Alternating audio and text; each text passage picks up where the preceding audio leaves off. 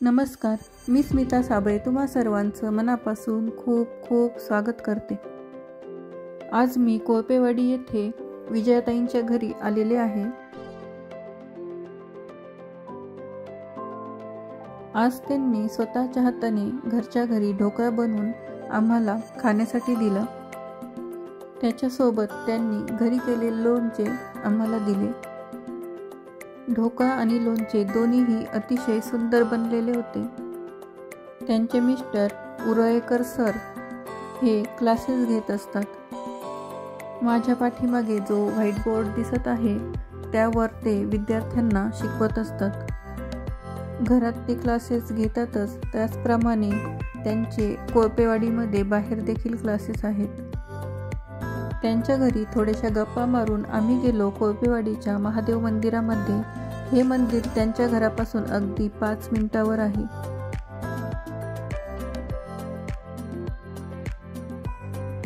हे मंदिर अगदी भव्य अशा परिसरात बांधलेले आहे। सध्या येथे सप्ताह चालू आहे, त्यामुळे मांडव बांधलेला आहे। या मांडवामध्ये महाप्रसादाचे वाटप केले जाते।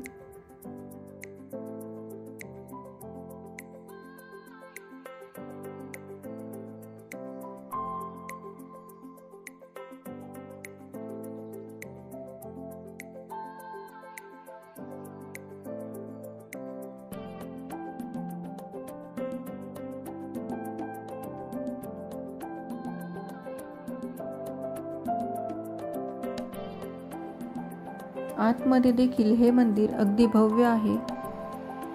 अहिल्याबाई होळकर यांची महादेवाची पिंड घेऊन असलेली मूर्ती अगदी सुंदर आहे।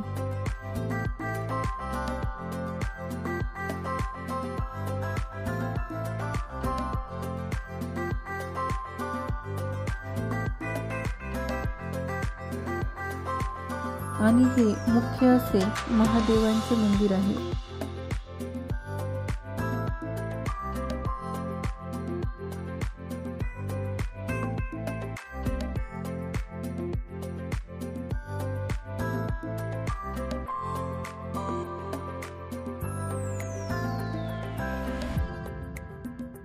आलेल्या भाविकांचे मन मोहून घेईल अशी अतिशय सुंदर अशी महादेवांची पिंड आहे।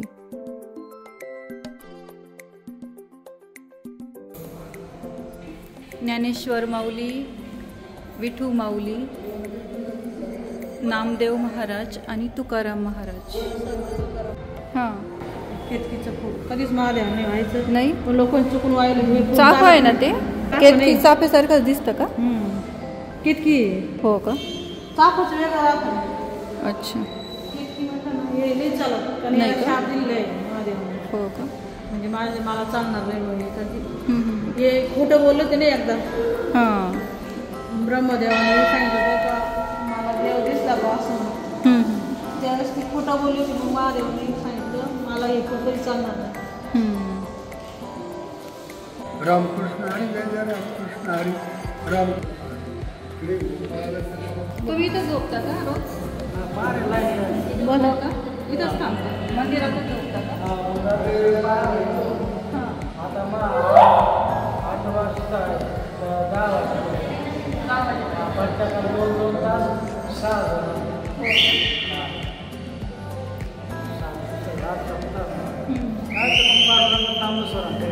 कुठले महाराज बाबा कुठले? आम्ही हिरणवाडी सप्त्यासाठी 7 दिवस आले। 7 दिवस सप्त्यासाठी 2-3 वर्षापासून येतो। हा ना, चांगलं आहे बरं। आपलं पाहुण्याने चालू सर जप करतात, जप करीत राहायचं।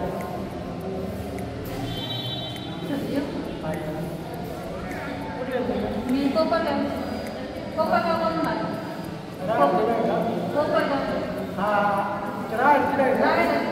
आम्ही एक दिवस जनाधार स्वामीला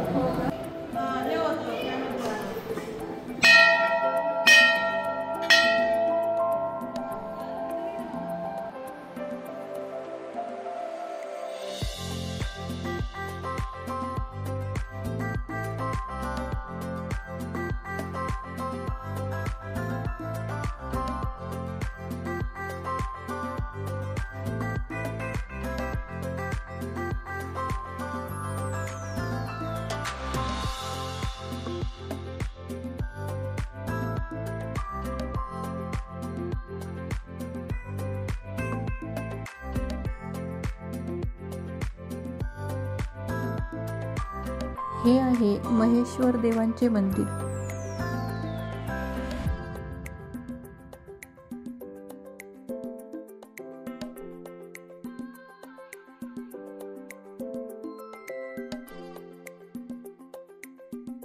त्याच्या शेजारीच आहे देवीचे मंदिर.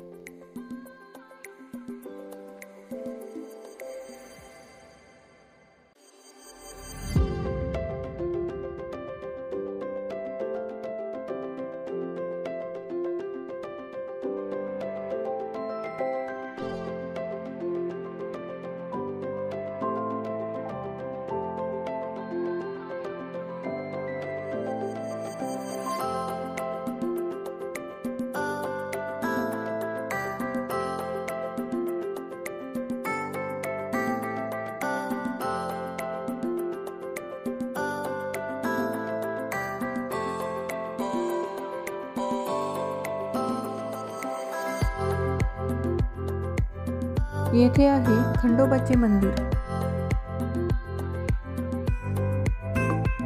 मैत्रिणी आम्ही आल्या म्हणजे आमचा डेली फोन चालतो, असं एक दिवस नाही का आमचा फोन होत नाही. काय नाव आहे ताई तुमचं? संगीता कोळपेताई. हो का? अच्छा.